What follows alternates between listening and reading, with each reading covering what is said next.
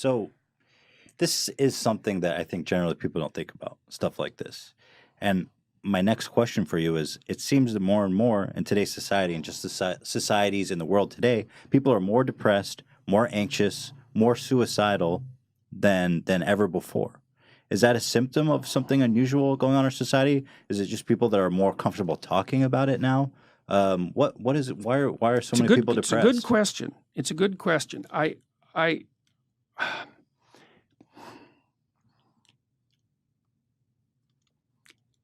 I think at least part of it is the complexity of our society. It isn't certain how the future is going to lay itself out, and it isn't certain that what you knew in the past is going to be sufficient for you to move forward into the future.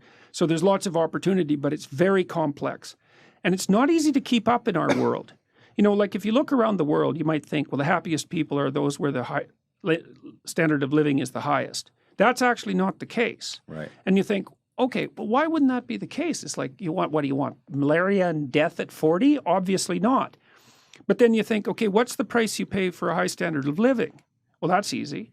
You virtually always sacrifice the present for the future. You're always working. I mean, you guys, you're fairly influential and you've got this good thing going, but like it could crash at a moment's notice. You better keep your eye on it. And every day you're thinking, okay, this has to be done and this has to be done and this has to be done. And it pays off. I mean, you have a nice studio and I would presume a reasonably comfortable life, but it's not like you're not running on a treadmill to keep that going. And so that's security and it's health, but it isn't necessarily happiness, and it's certainly not necessarily freedom from anxiety. Sure. And I would say most people in the modern world, weirdly enough, have far too much to do. You know, 2 career families and a couple of kids. It's like, man, you're done. That's 60 hours a week of flat out work. Yep. So, and that can be too much. And then I also think, because our society is philosophically unstable, and that's sort of reflected in this polarization, is that people are doubtful about whether their lives have any meaning, for example. You know, well, why bother? What's the use of it? Who cares? It's like, what difference is it going to make in a million years, you know? And life is hard, and if you just have a nihilistic viewpoint, then it's easy to be swamped by doubts and existential angst and all of that. And like, I think that's a mistake, because I think that your life can be very meaningful. It's proportionate to the responsibility that you take on. And you can learn that by watching when you're engaged in the world, you know, and what works to sort of protect you from feelings of isolation and doom. You know, and a lot of the lectures I have on YouTube are about exactly that. So I think part of it is the complexity of the modern world. Yeah. I also can't shake the sneaking suspicion that it has something to do with our diet. Really? Well, you know, I saw this. We know that obesity is like skyrocketing. Yeah. Okay. So, and probably the reason for that, it's not exactly certain.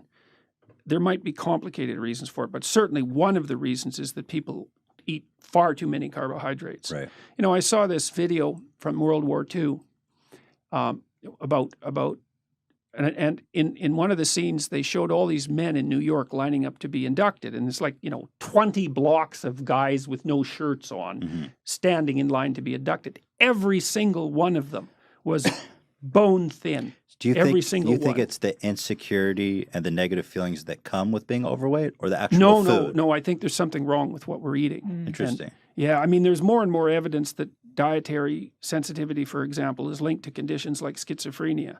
Really? And so, yes. Watch out for that bread, y'all. Well, and also, your gut bacteria, turns out, which you have a lot of, you have about 100 times more bacterial cells in your body than human cells, which is really quite a freaky thing to think about. Luckily, they're quite tiny, because otherwise you'd be like a giant amoeba, you know.